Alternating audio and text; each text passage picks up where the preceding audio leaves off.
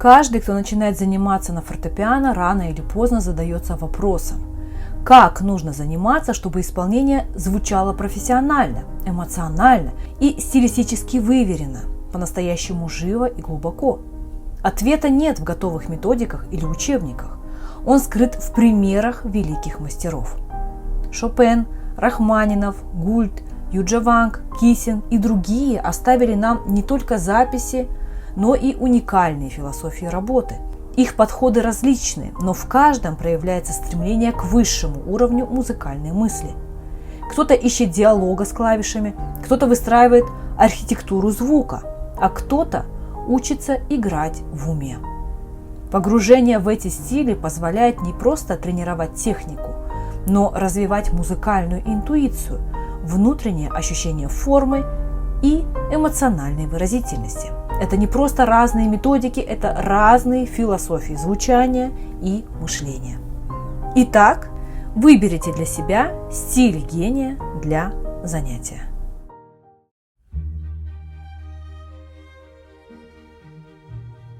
Стиль Фредерика Шопена. Занимайся, как будто разговариваешь с инструментом. Шопен терпеть не мог механических упражнений. Его занятие – это разговор с инструментом, поиск оттенков, полутонов и дыхания. Как это применять? Играйте рабочие места в произведениях на пианиссимо, будто с речевой артикуляцией, с легкими вопросами и ответами в интонациях. Следите, чтобы каждая фраза жила и дышала. Не долбите только технику, выращивайте ее из поэзии движения. Стиль Евгения Кисина – молись на звук. Кисин – это предельная сосредоточенность. Он не занимается, он служит музыке. Работает над тембром, словно над священным обрядом. Начинать свой день с медленного прочтения рабочего репертуара ради пассивного прочувствования собранных в них эмоций. Вообще, кисинская философия – это вера в музыку как откровение. Не техника, не шоу, а благоговение.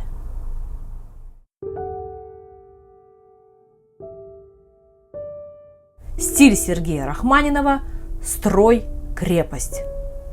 Сергей Рахманинов был одержим дисциплиной, репетировал по 10 часов в день, выстраивая архитектуру звука с инженерной точностью. Как мы это можем применять? Работать над выносливостью. Длинные, медленные проходы с полным звуком. Структуризация своего занятия. План на день, план на неделю, план на произведение в частности. Если повторять, то только с включенной головой.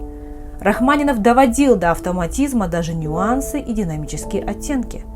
Такой стиль работы идеален для тех, кто верит, что гений – это труд, умноженный на самоконтроль. Лайк и подписка помогут мне раскрыть еще больше музыкальных историй. Стиль Глена Гульда. Учись не играть. Гульд играл мало, но много думал. Он мог неделями не садиться за инструмент, работая над партитурой глазами, головой. Как применять нам?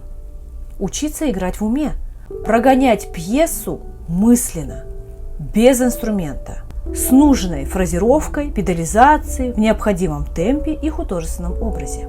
Меньше суеты, больше концепции. Пианизм – это не пальцы, это мышление.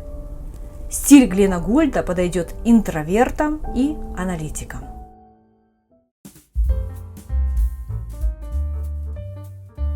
Стиль Юджа-Ванг. Занимайся как рок-звезда.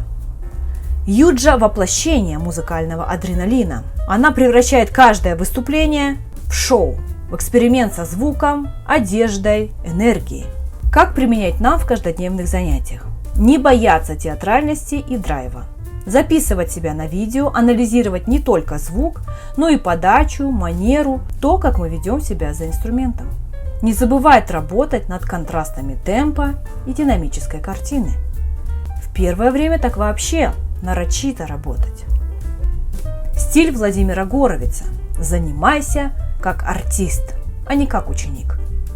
Горовиц ненавидел скучные занятия, он искал эффект, искру, уникальность. Как применять нам? Выбирать каждый день хотя бы одно место, которое хотим подсветить, оживить, добавить собственную изюминку. Слушать записи великих, но не копировать, а спорить с ними. Ведь мы играем ради искусства, а не просто ради правил интерпретации.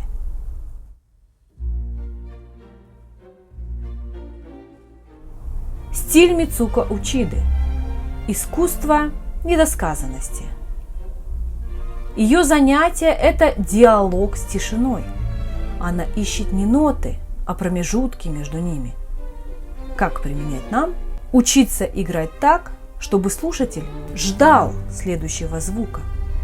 Работать над дыханием, внутренним дзеном, собранностью. Стиль Святослава Рихтера. Будь прост и абсолютен. Рихтер работал до бесконечности, но без суеты. Он был образцом внутренней дисциплины и смирения перед партитурой. Как применять нам?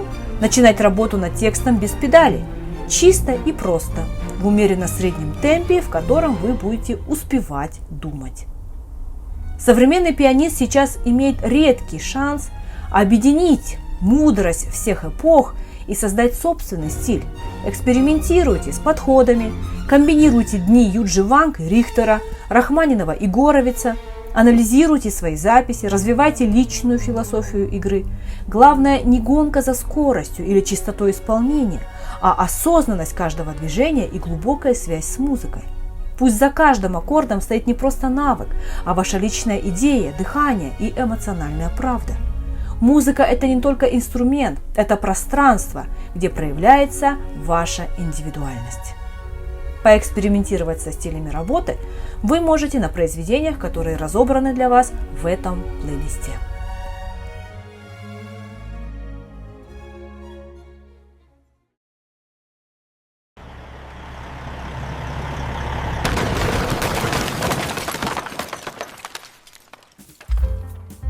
Ставьте лайки, если информация оказалась для вас полезной и интересной. Подписывайтесь на мой канал. Всем пока!